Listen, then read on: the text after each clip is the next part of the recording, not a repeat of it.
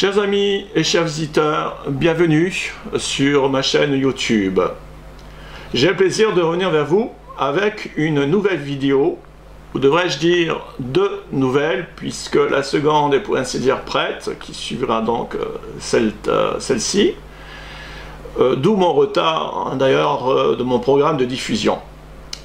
Ces vidéos que je diffuse font suite aux précédentes, aux trois précédentes, et je tiens à faire remarquer au passage que toutes mes vidéos sont à but non lucratif.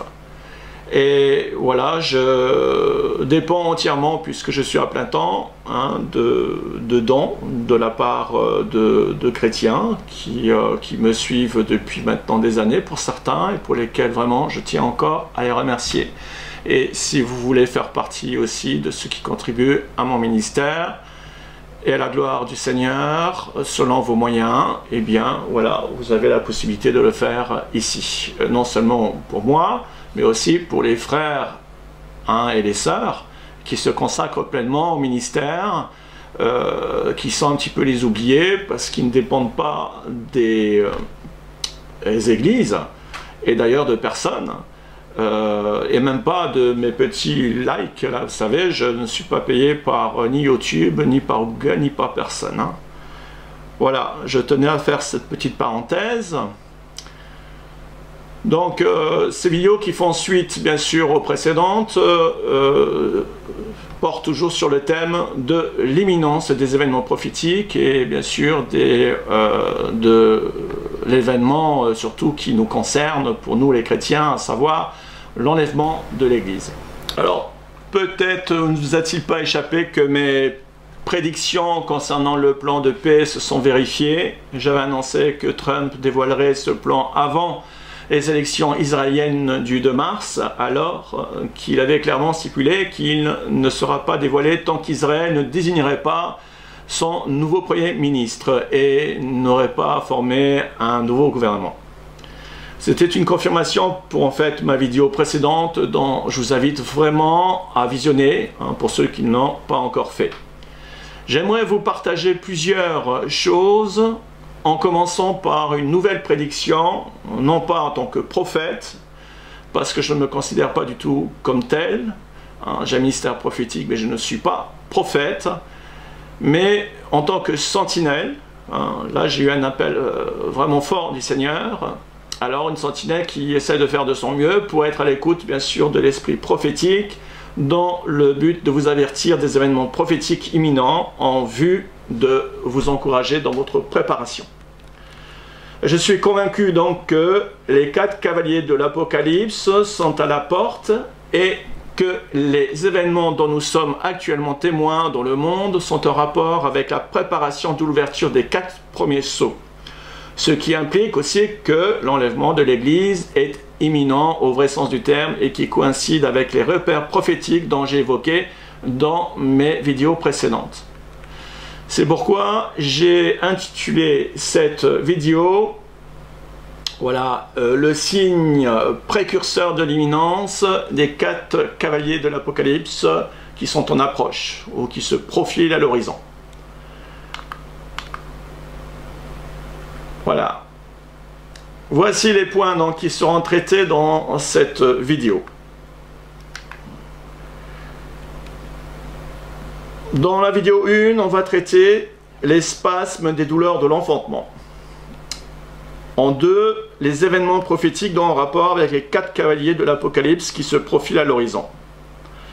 Et pour la vidéo 2, qui suivra d'ici, je pense, dimanche, je crois, puisque je suis coincé par des travaux dans l'immeuble. Je suis dans un appartement, il y a toujours plein de travaux, et je me suis arrangé avec les propriétaires d'appartements en dessous qui, voilà, font des travaux, et je peux vous dire que c'est très pénible. Je dois vraiment jauger avec, c'est des coups de marteau sans arrêt.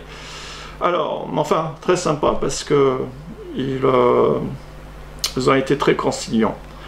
Merci Seigneur. Alors, on verra en troisièmement, dans la deuxième vidéo en tout cas, on fera le point sur la situation du plan de paix selon les prophéties. Nous verrons en 4 Ensuite, les autres points de repère prophétique biblique qui coïncident avec le plan de paix israélo-palestinien. La compréhension des choses spirituelles, comme dans le domaine prophétique, dépend en grande partie de l'intérêt que vous portez à ces sujets, ou à l'eschatologie, et puis de la position qui est la vôtre concernant justement la fin des temps, à savoir si vous êtes de ceux qui font partie des chrétiens qui ont été réveillés par le cri de minuit, ou, en d'autres termes, si vous êtes de ceux qui ont pris conscience que nous sommes à la toute fin de la dernière génération. En effet, vous ne pourrez pas comprendre ce qui se passe dans le monde et reconnaître les signes de la fin des temps si vous êtes indifférent au retour de Jésus-Christ ou ignorant des prophéties bibliques ayant trait à l'époque extraordinaire dont nous avons le privilège de vivre malgré, il faut bien reconnaître, ces temps difficiles. Mais quelle que soit aujourd'hui votre position en matière d'eschatologie, je vous invite à visionner cette vidéo et peut-être aurez-vous un autre regard plus avisé sur les événements prophétiques qui se mettent en place et qui témoignent d'un changement imminent dans le monde. Alors, premièrement donc, les spasmes des douleurs de l'enfantement.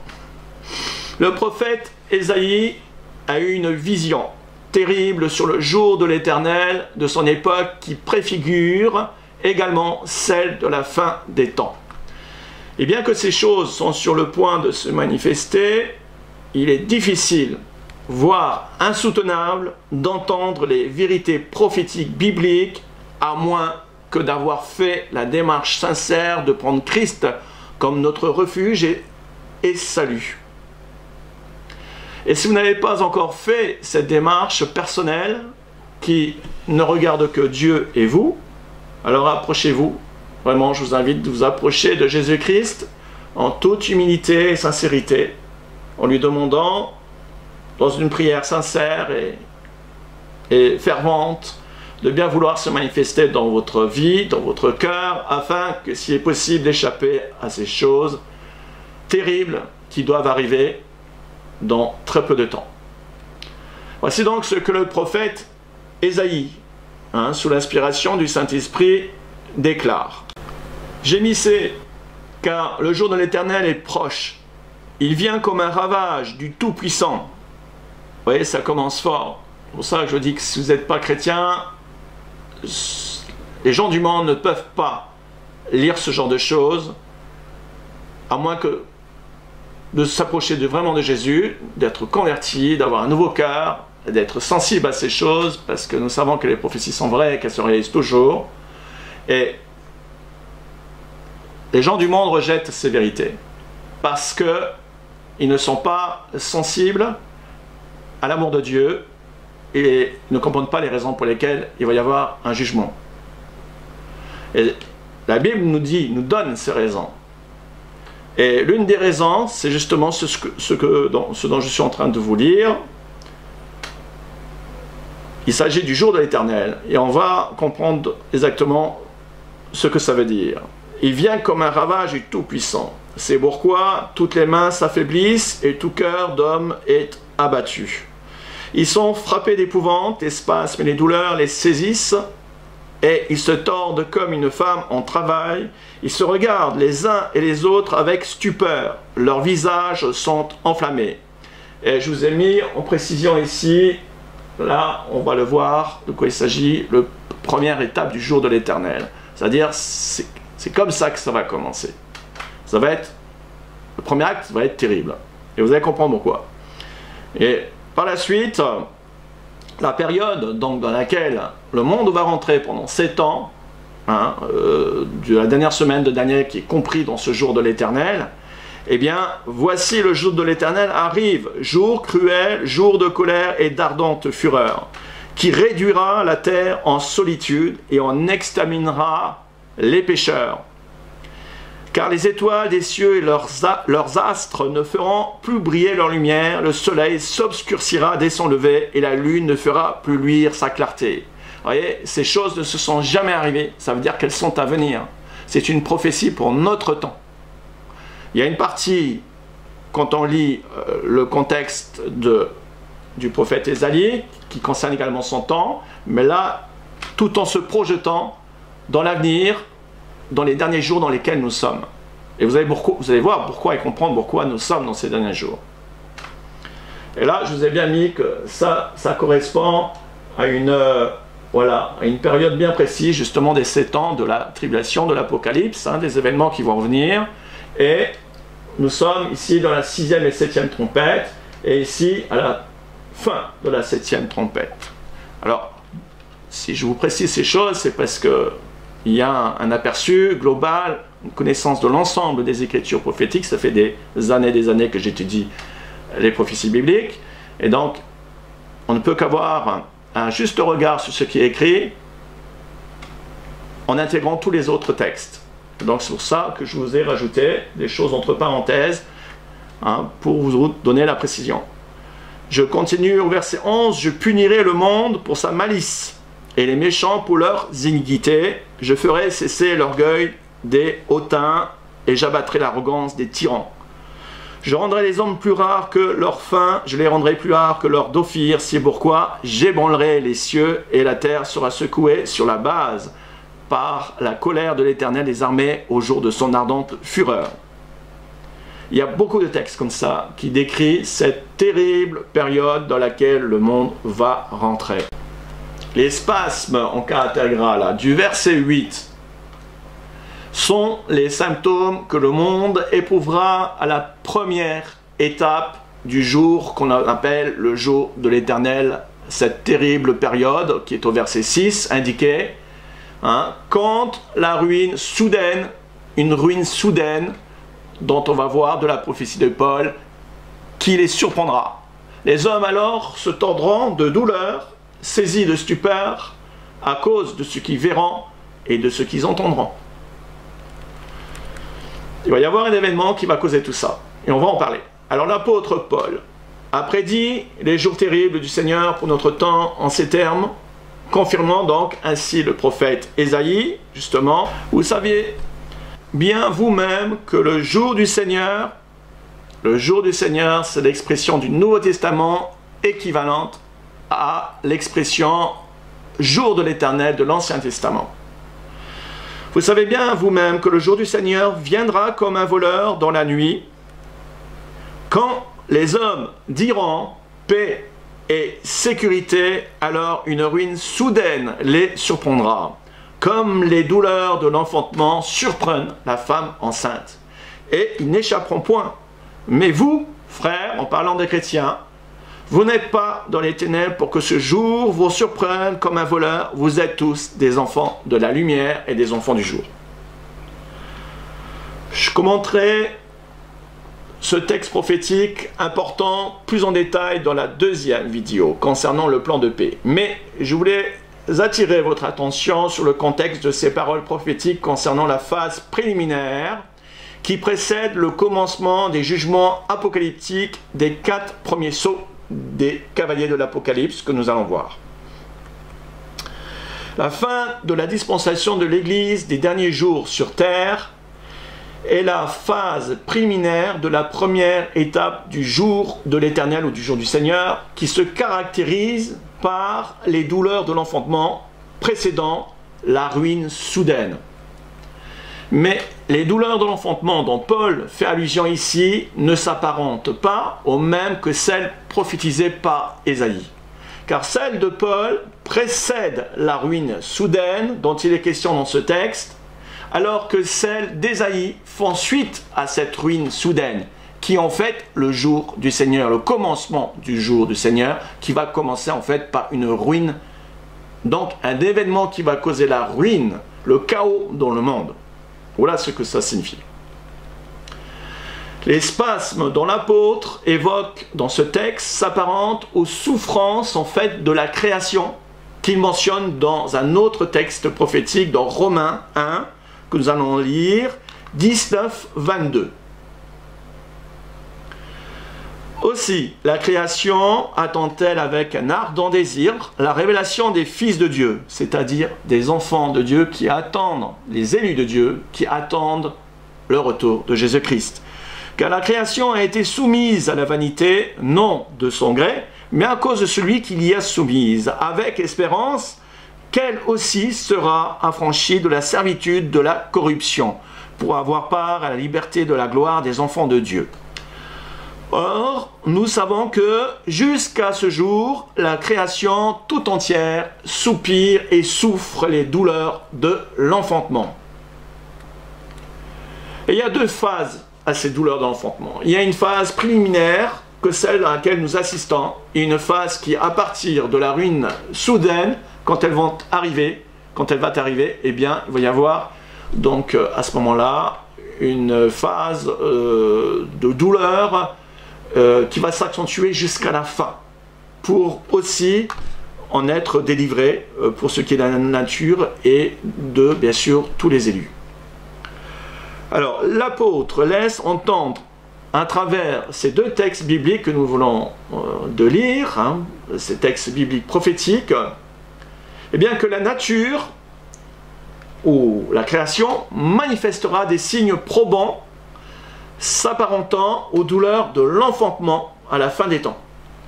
Dans les jours, plus précisément, qui précèdent donc cette ruine soudaine pour la phase préliminaire, dont il est question en rapport avec le jour du Seigneur. Alors, quelle que soit notre position sur le réchauffement climatique, personne ne peut nier les changements radicaux opérés dans la nature depuis ces dernières décennies, à un tel point que les scientifiques qui sonnent l'alarme depuis maintenant 20 à 30 ans sont les premiers à reconnaître aujourd'hui combien ils avaient sous-estimé l'ampleur de la situation. Les phénomènes météorologiques extrêmes s'amplifient, comme les tempêtes, ouragans, cyclones, inondations, canicules, sécheresses, incendies gigantesques, etc. Toutes ces choses, vous en avez tous été témoins. Autant de signes précurseurs qui témoignent que les prophéties s'accomplissent sous nos yeux, mais dont le monde ne veut pas reconnaître parce que trop préoccupé par, bien sûr, son bien-être et ses petits soucis quotidiens. Ou parfois, c'est vrai, des gros soucis. Mais dans ce cas, rapprochez-vous de Dieu. Le Seigneur a la solution. L'état actuel moral de notre monde est comparable au jour qui précédait le déluge du temps de Noé.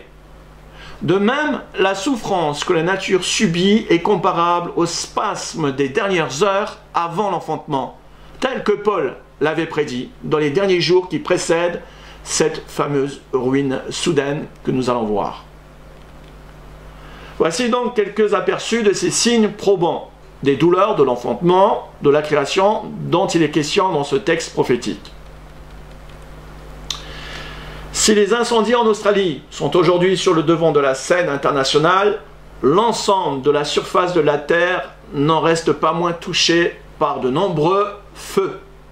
Il existe plusieurs logiciels directement reliés à des satellites permettant de suivre avec une carte la situation en temps réel. Je fais appel à votre mémoire des incendies dévastateurs qui ont eu lieu en Californie ces 2 dernières années, l'un sur l'autre. Et je me rappelle aussi des feux en Portugal de l'année dernière. Alors que j'habite à 1000 km de ces feux, le ciel était apocalyptique. C'est ce que les médias écrivaient sur tout le littoral français, jusque dans les pays de Loire où je suis, durant quelques heures d'une fameuse journée. Je me rappelle, le ciel était orange, vraiment orange, je n'avais jamais vu ça, jaune-orange, comme s'il y avait d'une fumée épaisse, et c'était effectivement le résultat de ces feux au Portugal qui faisaient des dégâts incroyables. Et tout récemment, il y a aussi les incendies qui ont ravagé plus de 60 000 hectares, rappelez-vous, en Amazonie. Et également en Antarctique, dont les fumées étaient si épaisses que durant 3 heures, il y avait la nuit en plein jour, en Sibérie et au nord de la Russie. Toutes ces choses, je vous ai mis ces choses sur ma page Facebook. Et ce n'est qu'un tout petit aperçu de tout ce que je mets régulièrement, chaque jour, avec l'aide de tous les sentinelles. Voici deux exemples de cartes des incendies actifs dans le monde qui permettent de prendre la mesure de la catastrophe écologique. Alors, c'est sur une journée, une ou deux journées, voilà. Alors, j'y croyais pas mes yeux. Je dis, c'est pas possible. Et j'ai été sur les sites, sur les logiciels. Et effectivement, il y a un autre exemple ici, voilà. Alors, c'est tous les feux de brousse, tous les feux compris, mais surtout les feux d'incendie également. Hein. Si l'on rapporte cela donc aux prophéties de Paul concernant les spasmes dans la nature, par exemple, et bien alors, les feux qui ravagent justement l'Australie depuis plus de 4 mois d'affilée sont les plus représentatifs justement des douleurs de l'enfantement de notre monde. Ça s'est jamais vu ça. Car en dernière nouvelle, hein, pas plus tard que la semaine dernière, on est quoi? Non, cette semaine, ils ont repris d'intensité et menacent actuellement les quartiers de la capitale. Voilà. Ils ont, je ne sais pas ce que ça donnait, mais j'ai pas eu le temps de suivre ça, mais voilà, le gouvernement était très inquiet. Alors je ne vais pas passer en revue toutes les catastrophes, hein, je vous rassure, de ces dernières années, parce que, et même de ces derniers mois, hein, parce que il faudrait beaucoup de temps, et moi le temps me presse. Alors, je ne vais donc pas vous parler du nombre, bien sûr, de volcans hein, qui se sont réveillés en espace de peu de temps, comme du nombre d'inondations meurtrières dans plusieurs pays ces 2 derniers mois, je parle simplement, hein, il y en a eu beaucoup. Ni même de la vague de froid sans précédent en Arabie Saoudite, je vous ai mis quelques photos, tout récemment, c'est tout récent. Ni des tremblements de terre récents dévastateurs, ni des comètes qui tombent du ciel en espace d'une semaine, il y a eu 3 grosses comètes. Qui est tombée, celle-ci c'était en Angleterre, une du côté de la Russie et une autre, une grosse en Israël hein, qui a pu être justement aperçue jusqu'en Chypre et même au Liban. Mais je vais me contenter de vous montrer 2 tableaux qui prouvent par des faits concrets que les prophéties bibliques concernant les spasmes de la nature s'accomplissent d'une manière exponentielle. En fait, comme des spasmes. Le premier tableau, eh bien, vous voyez, nous parle des catastrophes de 1980 à 2018 dans le monde. Hein, les catastrophes recensées mondiales, niveau mondial. Alors, c'est un institut en Allemagne hein, qui a relevé toutes ces données. Pas facile de trouver ce genre de choses, à moins que de voilà, tomber sur vraiment les bonnes infos, les bons sites. Et en France, il faut souvent payer ce genre d'informations. Alors, il faut aller chercher dans les pays à l'étranger. Et donc, vous voyez, hein, je vous laisse le découvrir tout seul. Eh bien, il y a, voilà, exponentiel. Hein, d'une façon de plus en plus forte et à tous les niveaux et pour toutes les catastrophes hein, de toutes sortes, de tout genre. Alors on a un second tableau, voilà, et bien là c'est tout simplement la hausse des températures hein, depuis plus d'un siècle, mais on voit une montée considérable à partir de l'explosion industrielle. Voilà, et effectivement, on peut se dire qu'il y a un phénomène avec la quantité de CO2 qui est donc rejetée dans l'atmosphère. Et je me rappelle qu'entre 2015 et 2019, il y a eu un relevé de record des températures durant 30 mois consécutivement dans le monde. Et cela a repris avec le mois de janvier de cette année, hein, où ça a été donné en info par les journaux, par les médias, tous les médias. Et je peux aussi en témoigner puisque j'ai suivi cela de près en tant que sentinelle hein, sur ma page Facebook. Donc voilà, ça s'était jamais vu auparavant. Donc nous allons passer maintenant au deuxième point, à savoir les événements prophétiques en rapport cette fois-ci avec les 4 cavaliers de l'Apocalypse qui se profilent à l'horizon. Alors, avant d'aborder ce point, je tiens à préciser 2 choses. Premièrement, Les analyses que je vais vous partager ne sont pas fondées seulement sur une interprétation biblique en rapport avec quelques événements isolés dans le monde, mais pris dans un ensemble d'indices et de repères prophétiques qui procèdent d'une consécration de plusieurs années, de 10 ans, et donc de certaines révélations qui en découlent. Et deuxième mise au point, autant je suis convaincu des choses que je vais vous rapporter, plus encore, je dois vous mettre en garde de ceux qui pensent que les sceaux sont déjà ouverts depuis des années ou qu'ils l'ont été récemment. Dans le milieu évangélique, il y a une nouvelle vague de commentateurs ou de chrétiens qui répandent l'idée que les sceaux d'Apocalypse du chapitre 6 sont déjà ouverts sous prétexte que certains événements, selon eux, s'apparentent à la description de la vision de l'apôtre Jean, plaçant ainsi l'enlèvement de l'Église avant le 6e sceau, ou d'autres encore avant que l'Antichrist se manifeste dans le temple pour commettre l'abomination. Toutes ces allégations ne sont ni plus ni moins que des spéculations, des inepties fondées sur des fausses interprétations, voire même de fausses doctrines visant à déstabiliser les chrétiens et à faire du tort au pré-tribulationnisme. Le premier sceau sera ouvert quand le cavalier blanc, c'est-à-dire l'Antichrist, fera son apparition. On va le voir. Ce qui, jusqu'à preuve du contraire, n'est pas le cas. Cela prouve donc que les sceaux ne sont pas encore ouverts. Rien de plus élémentaire que cette preuve, quand même. Sans parler des autres qui contredisent toutes leurs interprétations et théories pleines de confusion. Si certains événements dans le monde laissent à certains chrétiens donc faussement supposer que les sceaux sont déjà ouverts, il n'en reste pas moins vrai que d'un point de vue prophétique, tout porte à croire que les 4 cavaliers de l'Apocalypse sont vraiment à la porte. Et c'est de cela que je voudrais vous parler, la raison d'ailleurs de cette vidéo. Dans l'ordre chronologique des événements prophétiques, nous avons d'abord, dans les Écritures, l'événement de la première étape du jour de l'Éternel, qui est l'enlèvement de l'Église. Ensuite, cet événement-là va déclencher la ruine soudaine dont nous avons lu tout à l'heure de la prophétie de Paul, qui est en fait le chaos mondial. Puis, viendra quelques jours après ce chaos mondial, eh bien, l'ouverture, quelques jours après, l'ouverture donc du premier sceau avec le cavalier blanc.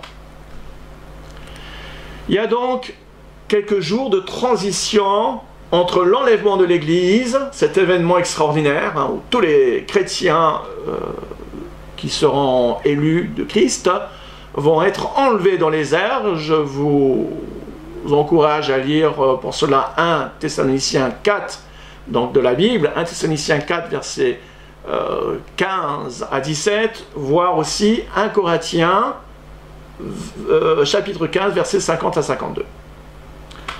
Donc il y aura quelques jours de transition entre l'enlèvement, cet événement extraordinaire qu'on appelle l'enlèvement de l'Église, et l'ouverture du premier sceau que nous allons voir, qui équivaut donc à ce laps de temps entre, qui équivaut au temps de la ruine soudaine causée justement par la première étape du jour du Seigneur, qui viendra comme un voleur. Alors, voilà. Justement, l'ouverture du premier sceau, le cavalier blanc qui parcourt les pays du Nord. Il faut lire ce texte de l'Apocalypse 6, que nous allons, cet extrait du premier sceau, enfin c'est pas un extrait, ça nous parle entièrement du premier sceau. Il faut le lire parallèlement à Zacharie 1 et Zacharie 6. Qui nous situe justement des détails comme la position géographique justement des cavaliers. Et donc là, il va intervenir sur les pays du Nord qui sont en fait les pays, on va dire, christianisés, puisque ça concerne, qui va venir aussi en tant qu'antichrist, c'est-à-dire comme faux Christ, et comme leader mondial. Je regardais quand l'agneau ouvrit un de ses 7 sceaux, et j'entendis l'un des 4 êtres vivants qui disait comme d'une voix de tonnerre, « Viens !» Je regardais, et voici parut un cheval blanc. C'est Jean qui raconte ça, qui voit ça dans sa vision. Celui qui le montait avait un arc. Une couronne lui fut donnée, et il partit en vainqueur et pour vaincre. Alors je ne vais pas commenter en détail tous les textes, dont j'ai eu déjà l'occasion dans des vidéos précédentes de le faire, mais juste de vous démontrer la raison pour laquelle je crois et je suis convaincu que les cavaliers sont en approche. Vraiment en approche. Vraiment, vraiment. C'est-à-dire que nous allons voir dans les prochains jours, voire dans les prochaines semaines, je pense dans les prochains jours, ces choses arriver. Beaucoup de chrétiens pensent que l'enlèvement ne se fera pas avant la manifestation, par exemple, de l'Antichrist. On va faire cette mise au point en référence justement à un passage de 2 Thessaloniciens 2, verset 3. C'est parce qu'ils n'ont pas compris l'importance de la deuxième phase des 7 semaines de Daniel, à l'issue de laquelle, vous savez, les 70 semaines de Daniel du chapitre 9, verset 25 à 27, dont il est question de 70 semaines par 3 étapes, et que chacune de ces étapes, à savoir les 62 semaines, correspond donc à la première venue du Messie. Les 7 semaines d'année correspondent à la deuxième manifestation du Messie en rapport justement avec l'Église. Et la 3e étape, qui est la dernière semaine de Daniel, qui correspond à l'issue de cette dernière étape, eh bien, la manifestation du Messie revenant sur terre. Or, nous sommes ici à la fin du compte à rebours de ces 7 semaines d'année qui correspondent à 49 ans. Où je reviendrai dans la 2e vidéo que je vous encourage à visionner quand elle viendra d'ici, je pense, dimanche. Ou voir aussi la vidéo précédente qui est la vidéo 74, je crois. Et donc, les chrétiens, que ceux qui pensent que l'Antichrist doit d'abord se manifester, et même jusqu'à se dire en disant qu'il doit se manifester dans le temple, et que c'est à partir de là que les chrétiens seront enlevés, ça ce sont les mi-tribulationnistes qui avancent ces choses-là. Je ne vais pas revenir sur ce genre de détails, mais c'est parce qu'ils n'ont pas saisi l'importance de la phase des 7 semaines, de la deuxième phase des 70 semaines de la prophétie de Daniel, à l'issue desquelles, les 7 semaines, l'Église doit être enlevée. Donc, elle ne pourra pas être là pour la dernière semaine, qui doit commencer justement à partir de la ruine soudaine. Et ça, c'est très important. Alors, de plus, les textes prophétiques, justement, de Paul, dans 2 Thessaloniciens 2, versets 2 à 10, vous pourrez le lire, 2 Thessaloniciens 2, chapitre 2, versets 2 à 10, nous révèle sans ambiguïté 2 apparitions de l'homme impie. La première, avant le jour du Christ, qui est l'enlèvement, au verset 3, et la seconde après le jour de Christ, lors de la signature de l'alliance, du verset 6 à 10, du même texte. La première apparition de l'Antichrist fait allusion à la venue de ce monde. Dans ce monde, c'est-à-dire lors de sa naissance, à partir de sa naissance. Et Paul nous y invite implicitement à l'identifier, puisqu'il est question de sa venue avant le jour de Christ. Pour nous, les chrétiens, pour savoir où nous en sommes. Pour comparaison, d'ailleurs, lors de la première venue de Christ, il n'y a pas que Joseph, ou Marie, ou Zacharie, et Élisabeth, même Simeon et Anne, qui ont été mis dans la confidence de la venue du Messie. Mais toute la Judée, pour ainsi dire. Par la suite, eh bien, le savait aussi que le Messie devait venir avant le commencement même de son ministère terrestre. En effet, au moment de cet extraordinaire miracle de la naissance de l'enfant Jésus-Christ, quand il est venu, eh bien, des anges se sont manifestés à plusieurs bergers. De même que les mages d'Orient étaient avisés de sa venue, et qui, sur leur trajet, l'ont malencontreusement, c'est vrai, révélé à la cour d'Hérode, qui, peu de temps après, a ordonné d'exterminer tous les enfants de Rama de 0 à 2 ans. Toutes les familles endeuillées savaient que ce décret avait été donné en raison des soupçons d'Hérode concernant la venue du Messie. Ils le savaient. Pour finir, Jean-Baptiste, en tant qu'Élie, avait eu la mission de préparer le terrain de la venue du Messie en prêchant le royaume de Dieu. Donc, beaucoup le savaient avant que le ministère du Christ commençait. De même, l'Antichrist est déjà venu dans ce monde depuis sa naissance. Et le mystère de l'iniquité, ou si vous préférez les élites de ce monde, ont également préparé son siège en vue de l'apparition de leur chef. Ils l'attendent, ils savent qu'il va venir là. Ils le savent depuis longtemps. Ils ne savent peut-être pas les moindres détails, mais ils en savent suffisamment qu'il est sur le point de venir. Et si donc certains chrétiens persistent à penser que l'Antichrist n'est pas venu dans ce monde, il serait temps de se réveiller car il est même sur le point de se manifester. Mais cela, bien sûr, se fera juste quelques jours après l'enlèvement de l'Église. Et ce que je vous dis là sont des choses certaines. Alors, je ne vais pas argumenter aujourd'hui sur l'identité de l'Antichrist, dont j'ai eu plusieurs fois l'occasion de le faire, mais je me contenterai de vous rapporter un récent événement dans la famille royale d'Angleterre qui laisse penser fortement, présager que le chef des Illuminati est sur le point de prendre très bientôt sa fonction en tant que leader mondial. En effet, le prince William se voit gratifié d'un nouveau titre prestigieux par sa grand-mère la reine, qu'elle vient de nommer son petit-fils au poste de haut commissaire à l'Assemblée générale de l'Église d'Écosse. C'est une info qui a été publiée sur un tweet du compte officiel du Palais Royal. Un pas de plus vers le trône. Donc, puisque, comme on le sait, la souveraine est le gouverneur suprême de l'Église d'Angleterre.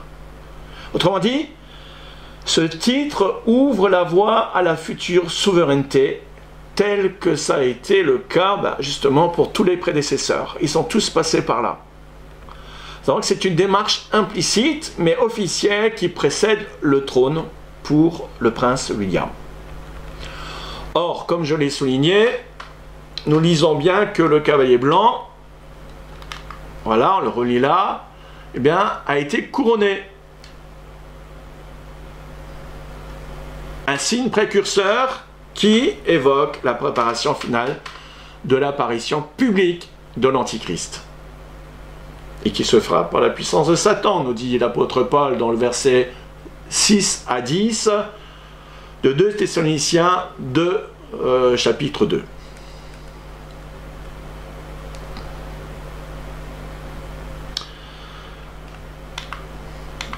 Nous allons voir l'ouverture du deuxième sceau qui est imminent également, le cavalier rouge ou roux qui parcourt toute la terre.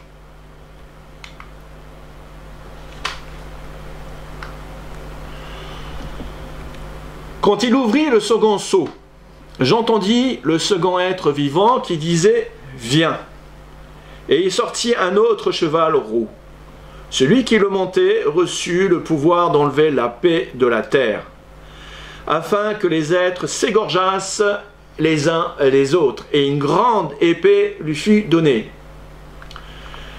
D'après Zacharie 6, verset 7, ce cavalier doit parcourir toute la terre. C'est le seul qui va agir et dont l'événement va concerner toute la surface de la terre. C'est donc un sceau destiné à juger l'humanité entière visant à retirer la paix, comme le mentionne ce texte, en causant notamment le chaos dans le monde.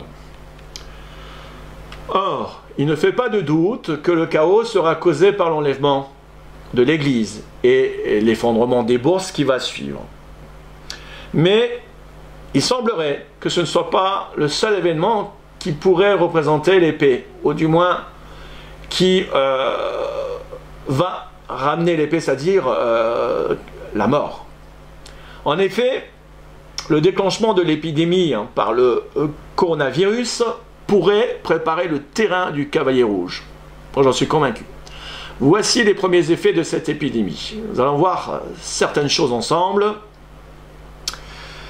La peur monte en Chine face à l'épidémie du coronavirus. Il y a de quoi. Plus de 15 villes ont été mises en quarantaine, alors qu'au 31 janvier, il y avait 170 personnes avaient trouvé la mort et 10 000 avaient été infectés par les pays. En réaction, dans plusieurs villages, les habitants sont devenus hystériques en bloquant l'entrée de la sortie des routes par peur de la contagion. À Shenzhen, les supermarchés, c'est dans une contrée, se vident et dans toute la Chine, les denrées commencent à manquer malgré les communiqués très rassurants du Politburo, qui vient, vous savez, d'en haut, là, du parti. Les bagarres et les rixes de toutes sortes deviennent monnaie courante et le vernis social commence à se fissurer malgré une dictature qui reste très forte et tient encore debout, mais pour combien de temps? Nous pouvons facilement imaginer ce que cela deviendra avec une pandémie. Nous allons voir quelques autres exemples, parce que d'abord nous allons passer avec l'ouverture du troisième sceau, qui est donc également imminent, parce que je pense que les 4 sceaux vont être pratiquement ouverts en même temps. Pas le cinquième ce sera 2 ans à peu près après. Le cavalier noir, lui, parcourt les pays du Nord comme le blanc. C'est-à-dire dans les pays occidentaux, les pays christianisés, et dans les pays, nous allons voir, où eh bien, il y a la bourse, les bourses. Voilà, quand il ouvrit le troisième sceau, j'entendis le troisième être vivant qui disait « Viens ». Je regardais et voici parut un cheval noir, celui qui le montait tenant une balance dans sa main. Et j'entendis au milieu des 4 êtres vivants une voix qui disait « Une mesure de blé pour 1 denier et 3 mesures d'orge pour 1 denier. Mais ne fais point de mal à l'huile et au vin. » Le cavalier noir, selon Zacharie 6, verset 6, parcourt les pays donc, du Nord, autrement dit, tous les pays concernés par les valeurs boursières.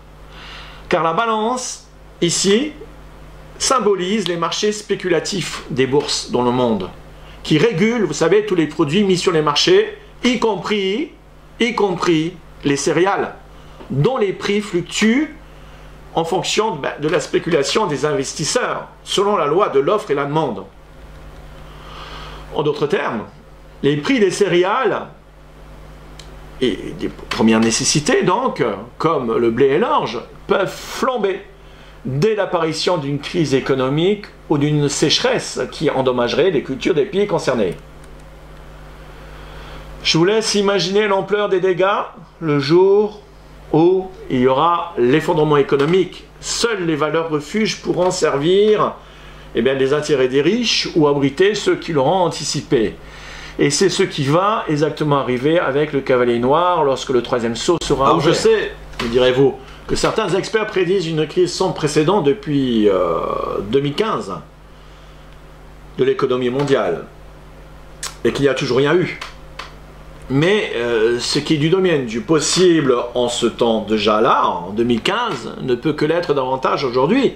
Et encore plus demain, compte tenu du contexte économique mondial, plus que tendu, et des signaux d'alerte qui ne trompent pas.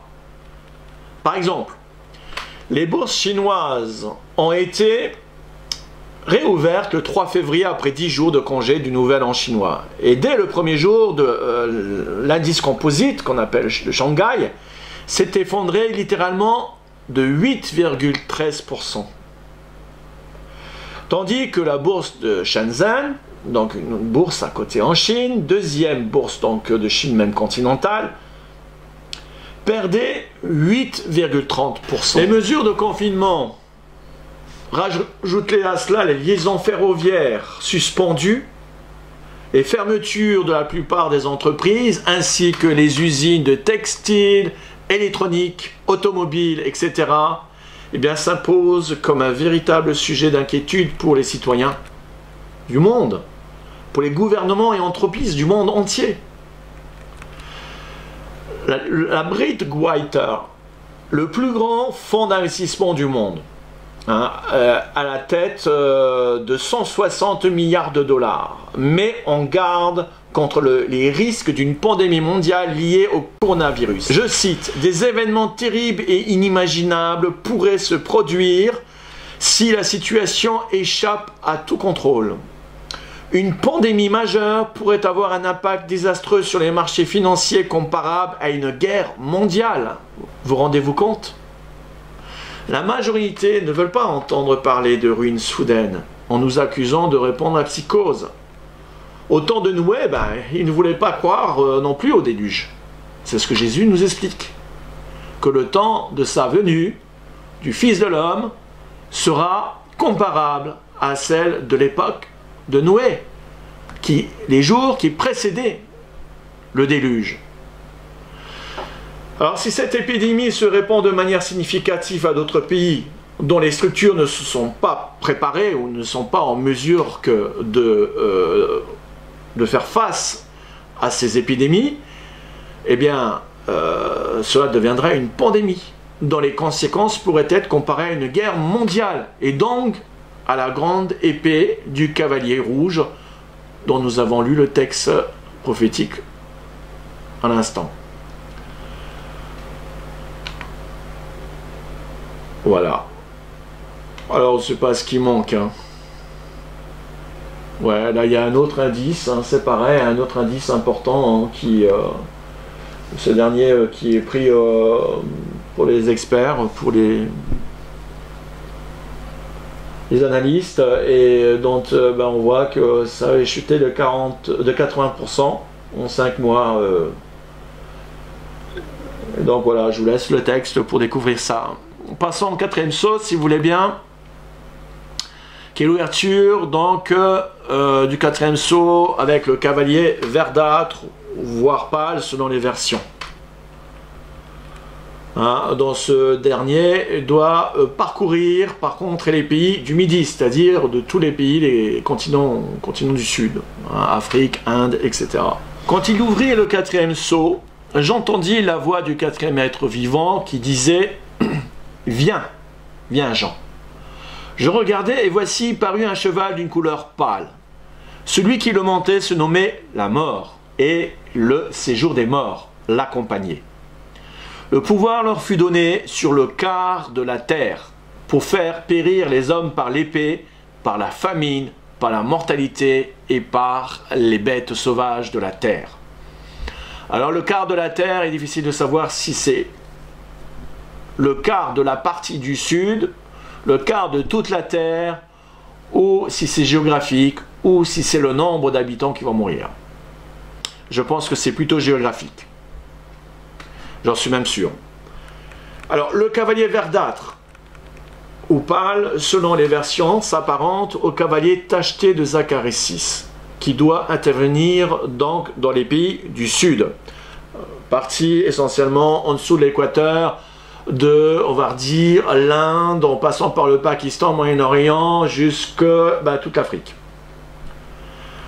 Avez-vous eu connaissance de la peste acridienne qui sévit dans beaucoup de pays du Sud et qui gagne des territoires de manière très inquiétante? Maintenant, l'Arabie Saoudite et le Yémen sont dans le collimateur, alors qu'on estime à 360 milliards de crickets formant un essaim mesurant à peu près la taille de Manhattan, qui, dans leurs déplacements serrés, peuvent jusqu'à bloquer et causer l'obscurité en faisant obstruction au soleil. Ce qui est encore plus terrifiant, c'est un rapport qui indique qu'un essaim encore plus gros arrive bientôt. La HO News a rapporté ce qui suit. L'alimentation et l'agriculture. Le FAO, cette organisation des Nations Unies, a demandé plus de 75 millions de dollars pour lutter contre la crise émergente provoquée par l'essaim. Le ministère de l'Environnement de l'Arabie Saoudite a même mis en garde les habitants de ne pas manger des sauterelles qui sont probablement contaminés par les pesticides toxiques. On les a vus dans les vidéos, ils essayaient par les essaims de les éliminer avec des produits toxiques. Et après, les habitants, comme ils meurent de faim, tout a été ravagé derrière eux, ils meurent de faim, ils meurent de faim, ils sont dans la famine, ils prennent des criquettes et ils les mangent. Et ça cause un problème, un gros problème sanitaire. Alors, peut-être pas au Moyen-Orient, oui, parce qu'ils ont plus de moyens, mais en Afrique, au Kenya, Somalie et maintenant même du côté, vous allez voir la carte tout à l'heure. Alors, cet autre essaim là qu'ils ont vu, qui commence à venir, plus important, il est attendu en avril, qui pourrait augmenter jusqu'à 500 fois en juin. Et nous assistons à des événements vraiment sans précédent. Il est dit du cavalier verdâtre qui sera envoyé pour semer la mort, la famine, la peste et les bêtes sauvages. Et cela pourrait bien s'apparenter aux dégâts causés par ces milliards d'insectes qui ravagent tout sur leur passage et se propagent dans les pays du Sud, comme le témoigne cette carte. Ah, c'est vraiment extraordinaire, hein, incroyable ce qu'on voit. Il y a toute une partie de l'Afrique, Éthiopie, Somalie, et le Kenya, ils ont été vraiment très concernés. Voilà, jusque toute la partie Soudan, Égypte, j'avais aussi vu ça, même en Israël, toute une partie dans le sud d'Israël, je me rappelle, et j'avais suivi l'évolution. Et ensuite, là on a l'Arabie Saoudite, et là maintenant ils sont dans toute cette partie-là. Voilà. Ah, c'est terrible. Pour finir, un pasteur a eu dernièrement une vision de cette épidémie dont il a fait également le rapprochement avec les cavaliers de l'Apocalypse qui sont en approche. Mais le comble dans tout ça, même le chef de l'ONU a mis en garde récemment contre les 4 cavaliers qui menacent le monde. C'est pour dire. Alors, conclusion, chers amis, il m'a semblé bon de faire une vidéo pour vous partager mes convictions qui, je vous le rappelle, ne sont pas simplement fondées sur une interprétation biblique, hein, bien sûr, mais sur un ensemble d'indices forts et de repères prophétiques que j'ai exposés dans la précédente vidéo concernant le calendrier prophétique, notamment reconstitué à partir des critères bibliques et des révélations du Seigneur pour nous préparer à l'imminence de son retour. Le Seigneur nous a donné des repères prophétiques, j'en ai souvent parlé, comme pour le temps de Noé. Noé avait, rappelez-vous, Dieu lui a demandé que de construire une arche. Il a mis un certain temps avec ses fils et les femmes de ses fils ainsi que la femme de Noé, donc à 8 personnes, hein, des hommes forts. Et parce que à l'époque ils étaient autrement forts que ça, puisqu'ils vivaient quand même 1000 ans, c'était pas rien, pas loin de 1000 ans. Et donc lorsqu'ils construisaient l'arche, eh bien à la fin, ils savaient que le temps que Dieu avait averti Noé, qu'il allait faire venir le déluge. Et plus ils avançaient vers la fin de ces travaux, plus ils s'apercevaient que les événements se précipitaient pour son époque, et une fois que l'arche était finie, 7 jours avant le déluge, Dieu avertit ouvertement Noé comme quoi il allait faire tomber la pluie. Et faire venir donc le déluge qui a duré 370 jours. Je vous encourage vraiment à visionner mes dernières vidéos 71, 72, 73 plutôt 72, 73, 74, enfin vous verrez, et que je vous recommande vivement puisque il nous est parlé de ces repères prophétiques pour notre temps. De la même façon que Noé en a eu, Dieu a pourvu pour son peuple de se préparer en veillant, en priant, en lui donnant et en lui donnant tous les repères prophétiques nécessaires pour savoir et se situer dans la toute fin, dans les tout derniers instants, pour savoir où nous en sommes. Et j'espère de tout cœur que ces choses ne vous laissent pas indifférents et que votre vigilance sera à la mesure et à la hauteur de cet événement sans précédent qui est l'enlèvement de l'Église et qui pourrait avoir lieu incessamment sous peu dans les jours qui viennent. Alors, la vidéo concernant le point sur la situation du plan de paix suite à l'annonce du volet économique est pratiquement prête. Date de parution prévue, c'est ce que je vous disais, normalement dimanche, j'espère. Je suis seul ce week-end pour préparer ça. Et donc dimanche, je l'aurai fini, je pense, pour vous la présenter lundi. Parce que lundi, il y a les travaux et j'aurai vraiment grand mal à faire ma vidéo. Donc j'ai tout intérêt, et surtout que le temps presse. Alors, je vous dis Maranatha, et que l'Esprit et l'épouse disent « Viens Seigneur », et que le Seigneur vous bénisse. Amen.